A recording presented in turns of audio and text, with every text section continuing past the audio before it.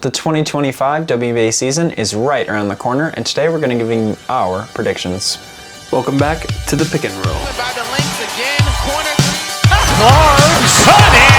Good for goes! Got it! New York in front. Starting off with our predictions for most improved player. For my prediction, I'm going with Nalissa Smith of the Dallas Wings. She just moved there this season from the Fever. I think that the Wings is a kind of interesting, almost analogous situation to the Fever with, a handful of differences in their rotations and what they look like, but really seeing her experience last year playing with Caitlin and then now getting to play with Paige, I feel like that's going to be a pretty analogous experience and something that she can grow into and translate pretty quickly. And I think that there's been a trend in the last few years of fourth-year players winning the Most Improved Player award. So I went through and kind of looked at the fourth-year players that I thought had the best chance of winning this award. And after looking through others, I ended up on Nalissa Smith. I think that's very fair. Now, my choice is something that would be a little bit controversial on the NBA side, but I think due to the nature of the women's game could be a bit more accepted. I think it's going to be a sophomore player, actually, and it's hard to choose, but it's somewhere between Cardoso and Cameron Brink, and I think I'm going to go with Cameron Brink. They both had shortened seasons last year due to injury, but I could see huge steps up this year, and I think with Plum in town, Brink's going to be getting some great looks, getting a ton of blocks, some great defensive plays, and I think she's really due for a big step up. I think she has a great game and will be in the running for MIP. But I would also add that any of those starters who've been playing in the league for a while that are now going to be starting on Golden State definitely have a shot at this too. There's a lot of open range there where they previously might have been in more restrictive roles. Yeah, that's a really good point. I think that it'd be interesting to see a second year win it. I think that will really come down to voters and whether or not that's something they're willing to do. But the betting odds certainly seem to think it's going to happen, so we'll see. Yeah. For my selection of 6 poi, I'm going with Sophie Cunningham of the Indiana Fever. I think that she won't be starting because there's some great guards on this team. Obviously, you have Caitlin Clark there. I think she'll be coming off the bench, but she's a great player. Easily will be one of the best bench players in the league, is an absolute bucket, and is just in a great spot to win this award. I really feel like she's going to have this one in her bag. Yeah, I absolutely agree. She's my pick as well. I think Great coming choice. into this team, there's a lot of talent coming into this team this year, and there's a lot of ball dominant, need the ball in the hand to score in some way players at this point on the Fever, and in a way that I think will really work, but I think also in a way that will push someone like Sophie Cunningham to the bench in a lot of games and not be consistently in the starting lineup. And so I think that positions her really well as like a probably starter caliber player in a lot of situations to really run a bench unit and potentially be a big difference maker for the Fever. Between Caitlin Clark and Dawana Bonner, it's going to be tough for her to crack this starting rotation, but I think that it'll work in her favor. She'll get to grow a lot. She'll be leading the bench unit most likely, and I think she'll have a great shot at winning this award. Next for Rookie of the Year, I sat there and thought, do I make the obvious choice? Do I go with the thing that feels too easy, too obvious? And I thought back to last year where if you had bet against Caitlin Clark, you would have been wrong. And I feel like Paige Beckers is that player as well. There's always injury concerns with her, but there's always injury concerns with a lot of star level guards. And I just think that's not a reason to count someone out. Paige is an absolute bucket. I think she's going to translate to the league really well. I think her taking her extra year in college after the ACL injury in college was a really good idea, and she proved last year that she is an absolute champion. So hands down, I just have to go with Paige. Yeah, I agree. I also have Paige Beckers as my choice.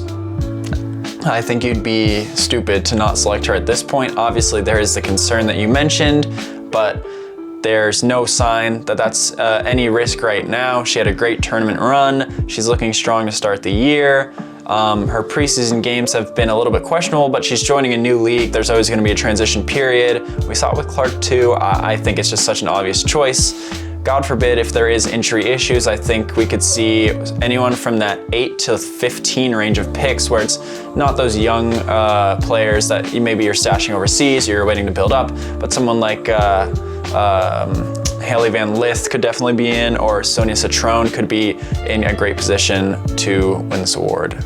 For DPOY, my selection is Nafisa Collier. She had a great 2024, and I think she's due to win this award in 2025. She averaged 1.9 steals and 1.4 blocks last year. She's able to play defense against any position, had a great defensive run in the playoffs, and I think that is going to continue. She's going to roll on and win this award. Yeah, that's very fair. I think coming off of last season winning it, I think Fee is definitely poised to go back-to-back. We've definitely seen the precedent for that with my pick, Asia Wilson, winning the 2 years prior to Fee.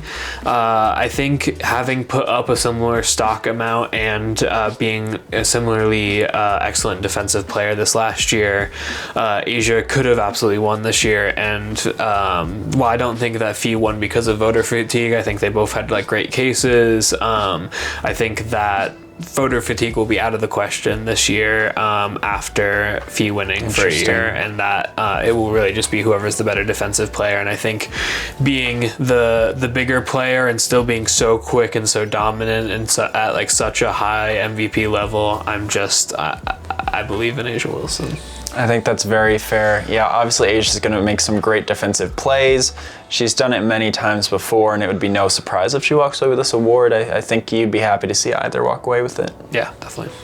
For MVP, I've gone kind of an interesting direction. I didn't really know where to start with this award. I think that it is kind of tricky to pick. There's a few players that anytime you pick them at this point, you have a pretty good chance of being right in the W. But I've looked at the last few years, and for like the last multiple years, it's been sandwiching, going back and forth between Asia Wilson and a New York Liberty player. And with Asia Wilson having won it last year, I think the sandwich is going to continue.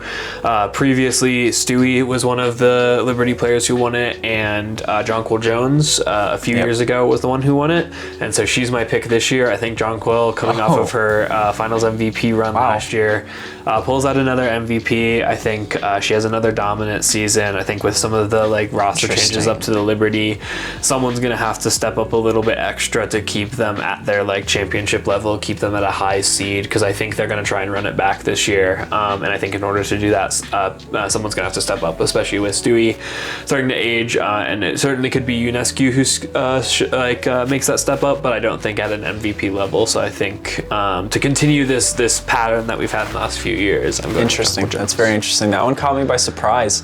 I absolutely see where you're coming from. I mean, it's hard for a guard to have that super consistent season, even if they have these great highs, to have a season so consistent to an MVP. So UNESCO definitely faces an uphill climb, but is due for that award at some point in the future. But anyway, my pick for the award is Nafisa Collier as well. Obviously, great defensive player, had a great playoff run last year, but I think she's due for an even better offensive year over last year, and I think she'll have greater team success, leading to the voters being more willing to vote for her this year. Obviously, she was great last year, and I just think she's going to improve on top of that, and I think that with the increased team success, the team built around her, she's going to have a stellar year and win MVP. Yeah, I think that's so fair. I mean, she's proven that she's an MVP caliber player, having the unrivaled MVP. She is, like an absolute bucket, an absolute defensive menace, and on a team that's really poised for a deep run. And obviously, only the regular season counts for the MVP votes. But either way, the regular season run, I think the Lynx will have a really solid time of it. Yeah. Okay, let's talk about who we think is going to make the finals this year. Personally, I think that we are going to see the Lynx, obviously with that MVP candidate, and that great defensive play, great clutchness in late game situations, make the way back to the finals this year, and I think they'll be facing off the young and scrappy Indiana Fever. What about you? Very interesting. I think it maybe is a little too early for the Fever. I didn't head in that direction. I headed in teams that have made championship runs in these last few years. I also picked the Lynx. I think that they showed a really great squad last year and are running it back in a very similar way, and have an MVP caliber and DPOY caliber player helming their entire system. And for my other pick, I have the Aces. I think any year that you have a healthy Asia Wilson Wilson and a coach in Becky Hammond with some good players around you, you have a chance for a finals run. Sending out Kelsey Plum hurts, but getting Jewel Lloyd back for that, arguably an improvement. Yeah, makes that pain go away pretty quickly. I think that the like floor spacing shifts just a little bit, but like the rim pressure that you get between having like a slashing guard and like just an incredible offensive player in Asia Wilson in the painted area. It's just gonna be a tough team to beat offensively, and I think their defensive schemes will be pretty solid as well. So those are the teams I have run into the finals. Yeah, that's very interesting. I mean, just to give a bit more context on to why I think the Fever could make it there, obviously it's kind of the fan choice where a lot of people are going to want to see it happen, but I think that they've built a great core on this team around obviously their young star, and they've really filled the gaps that they had last year. A huge improvement. Even though I liked that coach last year, I think getting the Sun coach on is just a great improvement in coaching. I think that the role players are going to be better. I think they've just made upgrades across the board, and I could see a young team just catching others off guard. Yeah, that makes a lot of sense. Now, who do you think's going to win, though? I have the Lynx taking it. Okay, I agree. I also have the Lynx taking it this year. I think they get it done. I think that it's just, we saw them get so close last year, and I think they'll finish the job this year, especially if they're facing a younger team. Yeah, it just feels right for some reason. I think that unfortunately Minnesota sports do have a curse, but it seems like the Lynx are kind of the team that escaped that and have had a lot of really great success in their franchise, being one of the like best franchises in the W history. So absolutely, I think they continue that on. Yeah, I agree. And those are our predictions for the 2025 WNBA season. Let us know what your predictions are in the comments below. Thanks for watching. Don't forget to like and subscribe if you enjoyed the video.